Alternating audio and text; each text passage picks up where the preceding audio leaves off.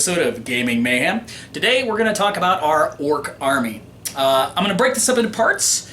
I'm going to give an overview of what's kind of the theme of the army, and I'm going to go over HQ and troops in this video. Otherwise, this is going to be insanely long.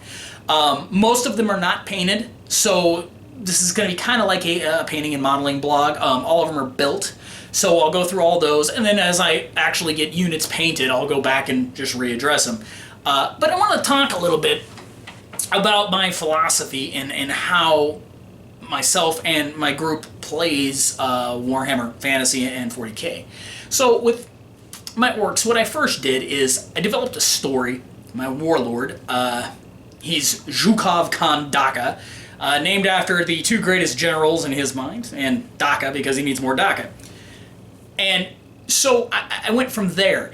And the idea behind it is he's a Death Skull, which, one, allowed me to use every unit that's ever been made for orcs. The problem with orcs is I like all their crap, so I couldn't decide what I wanted to use. With different armies, I can usually whittle out, like I don't particularly like these models, so I would never use them anyway.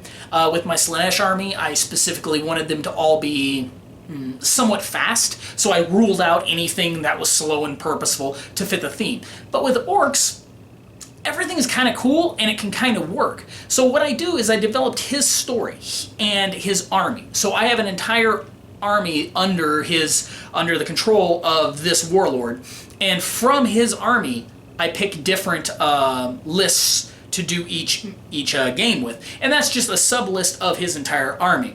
At some point we'll probably do a ridiculous like full army battle for fun, and same with him. I only use him in special games when I bring actually out that character, when I want to use that model, because he's supposed to be special. And so his whole theme is he found a time capsule with lots of war histories, mainly World War II. Of course, but it was from the Soviets, and reading this, he thought, well, the Soviets fought exactly like we orcs do, and they were fighting the same great menace, because as you all know, the Imperium are basically a bunch of Nazis, and they are the bad guys, and the orcs are the good guys in 40k, probably the good guys in fantasy too. The orcs are pretty much the good guys. They really know what they're doing. They just want to bring, peace to the universe. It's all the stupid squishies that keep, fighting back. And so, see some of this relation with the Soviets and wanted to, like, hey, we should be like them. But he's an orc, so he doesn't quite get it. So I can take all these cool ideas from, like, World War II tanks and planes and the thematics and pull them out, but break them a little bit. Because again, they don't know the historical context, so they're going to screw things up. Also, he watched a lot of war movies. And the various war movies let me take, like, okay, I want this unit to be, these guys. Like, I have an entire squadron of guys is going to be Polish, or effectively Polish. They're the ones that always deep strike. They go in with the not the Great Wog, the Great Wog detachment. So they all use the deep striking rule because they're always the first to fight. And if you, those that aren't history buffs, Poland was constantly referred to as the first to fight because they fought the Nazi invasion. So these guys thought, oh, we're first to fight. We need the Polish colors. So that's where you get the Polish colors and the Polish thematics. I'll also have a lot of in the Eastern Bloc.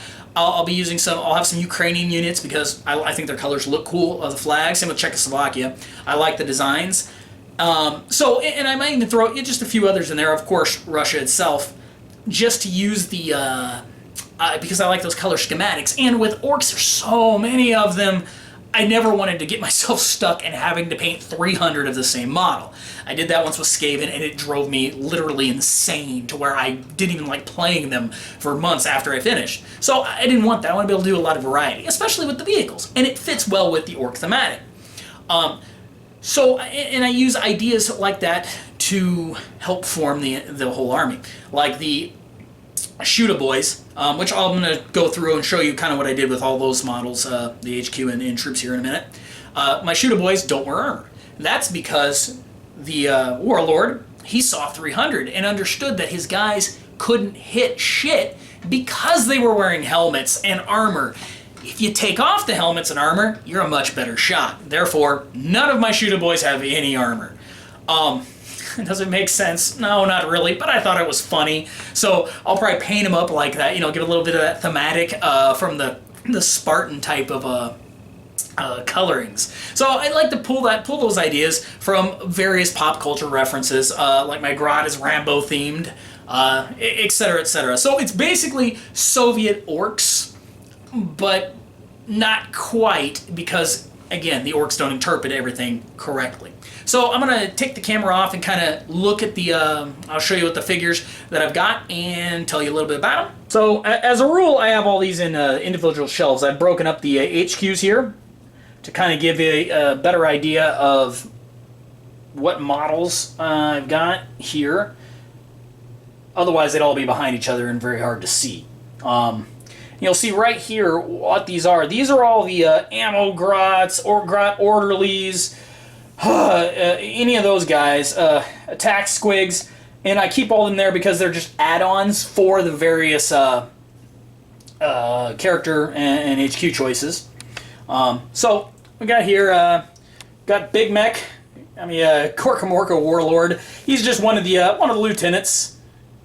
Captain Badrook. Got a nice old mech there with my shock attack gun. Super Grot. Zarznik. Again, great model. I got a couple of the... I think I pretty much have almost every orc model made since 4th. Got a couple, like I said, the shock attack's very old. Got Thrakul there. The idea is my guy convinces him to work with him, just simply because, again, great model. And one of the Raging Heroes models there, he's very cool. Got a couple little docks in there. Again, you know, how many docks am I going to use? Who knows? But I like the models, so I keep getting them. And down here, I got a couple nice old orc warlords. Mad Doc, Weird Boy. I got 2 Weird Boys, mainly because I like orc psychers because they're completely ridiculous, and I actually like the Weird Boy model.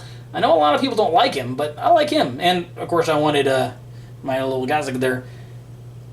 And got a bucket of mechs here. I generally arm my mechs with just kill saws, partly because I'm lazy, but they're all magnetized, so I could pop it off if I don't want them to have the kill saw. Down here, we got this bad dude with his shotgun. That's a really cool model. Another shock attacker. And of course the Forge Roll guy, which is just complete Runtbot, which is just insanely ridiculous. And there we go. Snickrot hiding in the bushes. For the bikes, I went ahead and made a guy with a KFF and a kill saw. I kind of see what and then I made a shock attack gun guy here. You'll see I basically used the model. One, I really like that model, and you can see what I did here. I kind of just glued him on there, put some brown stuff there to connect the tube. So I think it looks pretty cool. Got me a weird boy riding a bike. I mean, not a weird boy, a pain boy. And then that's pretty much it for the HQ, except our big boy here. Let's look at him. This is Zhukov Kondaka.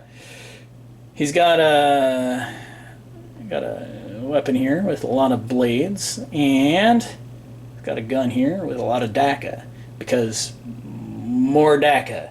Basically, I can make that. I use these as the that ridiculous gun that has the stray shot. I forgot what the heck it's called. And this is the Cleaver of Destiny or whatnot. I load him up with all kinds of crap. He does not have a KFF.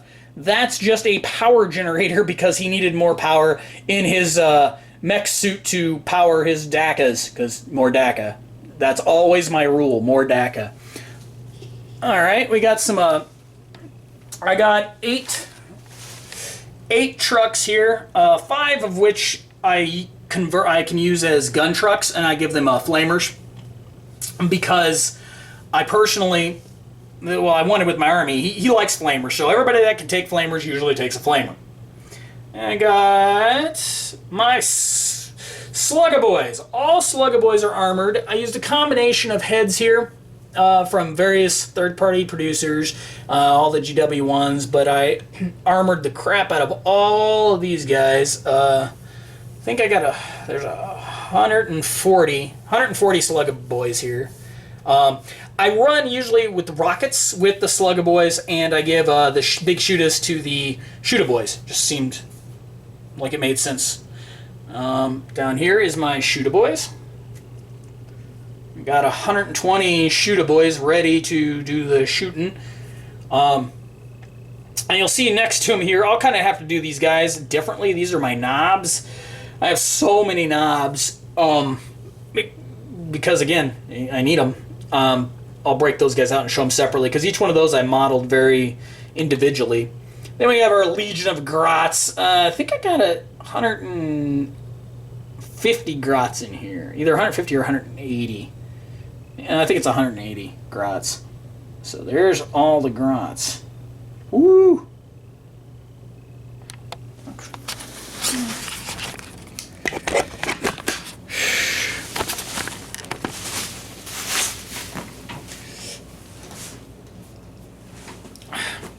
Alright, so there you've seen the HQ and troops for the Orc Army. Like I said, I think with most upgrades, it's like around 28,000 points. If I maxed everything out, it's probably more.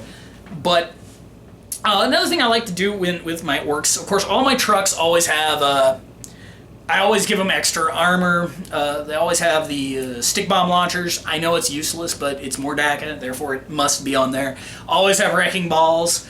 To me, it's just so ridiculous of a weapon that I will give wrecking balls on anything that can take a wrecking ball. Does it ever really help me in a game? Not really, but it looks so ridiculous. It's a giant wrecking ball. I don't know, it just makes me laugh. It's so stupid. And especially with orcs, if you're not laughing a little bit, I don't think you're doing it right.